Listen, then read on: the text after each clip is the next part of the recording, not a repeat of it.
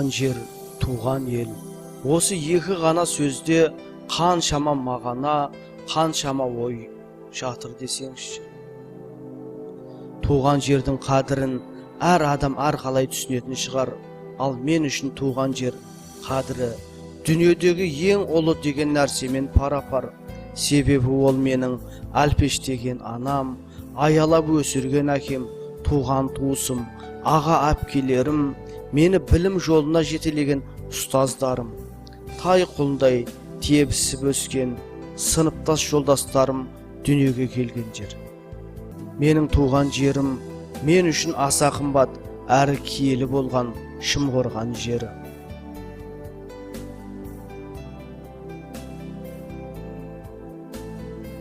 Ауылдың таза ауасын жұтып, тұнық суын ішіп, көркем табиғатынан қуат алып, өскен әрбір азамат өзі туған топырағын барынша қадірлеп, қастерлегені жөн. Табиғаттың ғажайып әсемдігін көз алдыңа елестете отырып, өзің бір керемет сезімге бөленесің. Табиғаттың бар әсемдігін, бар кереметін, оның әрбір әсерін сөзбен де, жазумен де жеткізу оңай емес. Оның керемет көрінісі жаныңды тербетеді. Бұлттар аппақ мақтадай, шөптері жасыл кілемдей төселген. Туған жеріміздің табиғаты баға жетпес, сұлулығы әсем әрі бай. Тау мен көлі жарасқан, ұшы қиыры жоқ, теңіздей шексіз даласы, қызыл жасыл шөп өрнектеп кілем жайғандай. Құлпырған қызғалдақтары самал желмен тербеліп ойнағандай. Табиғат көркемдігі адам баласын мейірімге бөлеп, адам жанын жадыратып, уайым мен қайғысы мен қасіретін ұмыттырады. Жағдайын жеңілдетеді, өмірге құлшынысын арттырады. Осы мекенде менің көңілді де шаттыққа толы, уайымсыз да балғын балалық шағым өтті.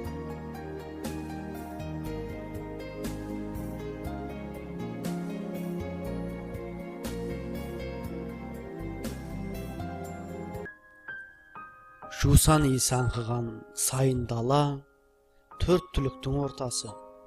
Атамыз қазақтың мал өсірсең қой өсір, пайдасы оның көлік өсір деген сөзі бар. Көне заманнан біздің халықтың негізгі тіршілік көзіне айналған бұл кәсіп әлі де ұрпақтан ұрпаққа жалғасып келеді. Қаракөл шаруашылығы 1928 жылы оңтүстік Қазақстан өңірінде Шымқорған совхозын құрудан бастады. Ол кезде Шымқорған совхозы Қазақстан жері болатын.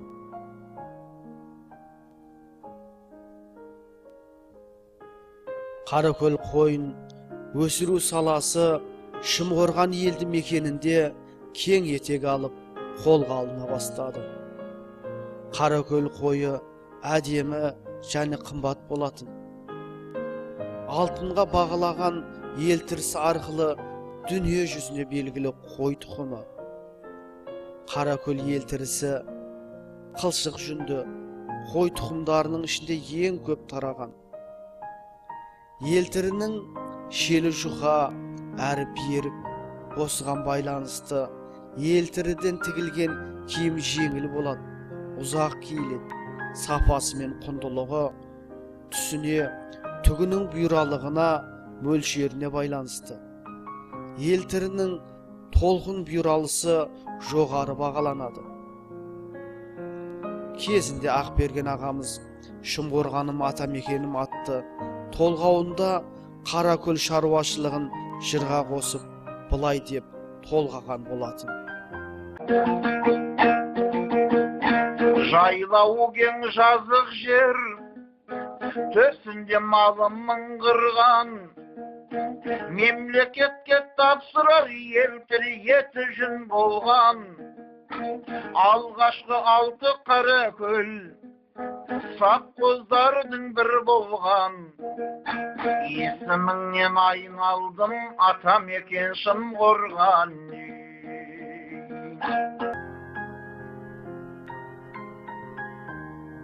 Осы мал шаруашылығы арқылы шар тарапқа аты шығып ел таныды.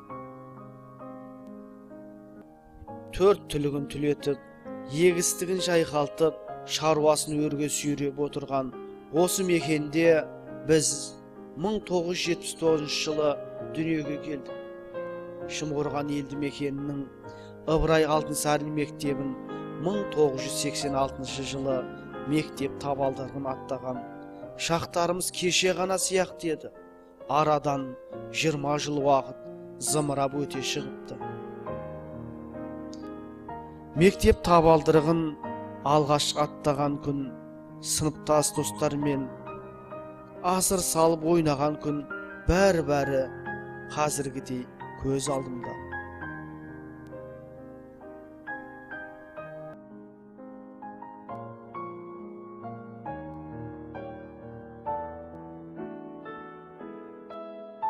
Бір өкініштісі, бұл күнде өмірдегі өздері қалаған армандарына қол жеткізе бастаған бұл құрбылардың арасында тым ертерек дәм тұзы таусылған Ескендір бауырымыздың рухы шат болсын. Қазақ қашанда атамдатсаң да ботамдатпа деп жаратқаннан ұрпағын амандығын тілеген халық. Пәни бар жерде бақи бар, өмір бар жерде аты жаман, өлімнің де болатыны шындық. Білесің, жүрегіңмен сезесің, бұл тірліктің жалған екенін, дегенімен мезгілсіз келген ажалға арашасы бола алмайсың. Мезгілсіз келген қаза қабырғаңды қайыстырып, жүрегіңді өсіп жаныңды күйретіп кетеді. 1979 жылы 23 тамыз айында шыр етіп дүние есігін ашып, ата-анасын қуантып шаттық сыйлаған Ескендір бауырымыздың өмірі осынша қысқа боларын кім ойлаған? Ауыр сырқаты күшейіп, дәрігерлер сырқатымен қанша күрессе де емі табылмады. Айтып келген ажал алмай қоймайды екен. Енді ғана өмірдің қызығын көрер шағында оны ажалдың ащы тырнағы іліп түсті. Ескендір бауырымыз 30 жасқа қараған шағында бұл өмірдегі дәм тұзы таусылып, жасын ғұмыры жарқ етіп, бұл жалғанмен мәңгілік аттанып кете барды.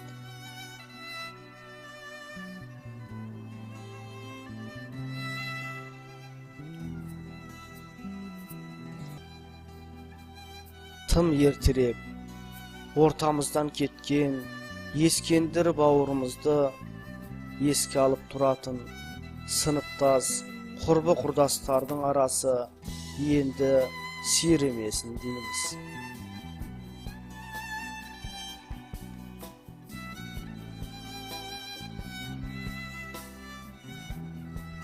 Саясаттың салғырттығынан шекара артында қалған қызыққа толы балалық шағымыз өткен, туып өскен жеріміздің тарихынан сыр шертіп, жырақтарған жерлесіміз Хамит Мәрден ұлының Шымқорған атты толғауына назар салыңыздар.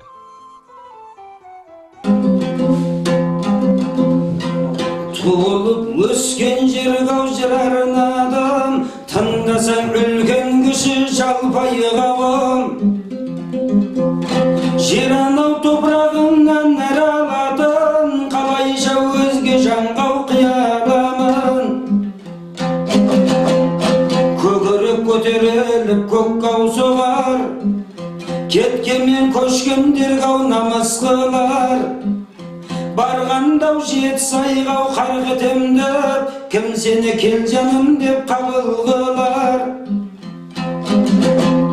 Барғаннан кеп қалдың деп жатқызамай, шалқайтып аузымызға ас құямай. Талпынып бұл өмірге қызықпасаң, бүйірің томпаятын күнің бармай. Бұл жерде Қазақстан жер емес пе? Кезінде алтын данай көп емес пе? Жайлауы мырза шөлгау тірелетін, қой қозың жылқы түйең молы емес пе? Сол жылдар жоғарығай төрлі бедай, қызыл ту жалау алып төрлі бедай, ұлымның бірісі боп қауым байып, герой боп туған жердің нағыз ерай. Болғандау әділеттау таза кез ой, білерсіз атанғанын еңбек ерай. Болсын ай әжеміздау сөз сөйлес ой, тік тұрып сәлем берген сәбет елай. Москва бұрын кездау астан едай, есесір байтақ делай тату дедай. Жоғарғау сәбеттік қау депутаттып, Әзімхан Шақабаев болып едай. Атағы ауылымның анықта бол, сенбесең архивтерді сақтаулай тұр. Қызарған көп кітаптар арасындай, шым құрған алтын сиямен жазулы тұр. Келешек ұрпақтар деп көп айтады ой, ұрпақ деп мына біздау кім айтады-ай. Өз жерін өзгелерге ау тастап кетсай, дезертір нағыз қашақ деп айтады-ай. Ауылдан ақсақалдар көтеріліп, біз қазақ жеріміз деп белсеніп, астына бір-бір көлік берілген соң, бұл ісі су бетін ау көтерілмек.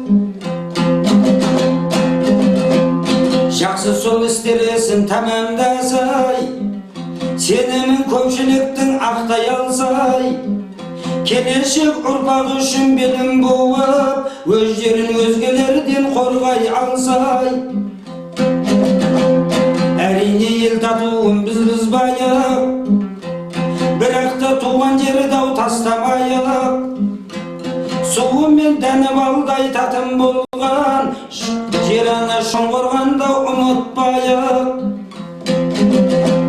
Мекендемегі таудың ортасында ой, кезінде кең ойнаған таутасындай, күйіндей құрман қазайы күмбірлеген, абайдай ұлың шықсет аға.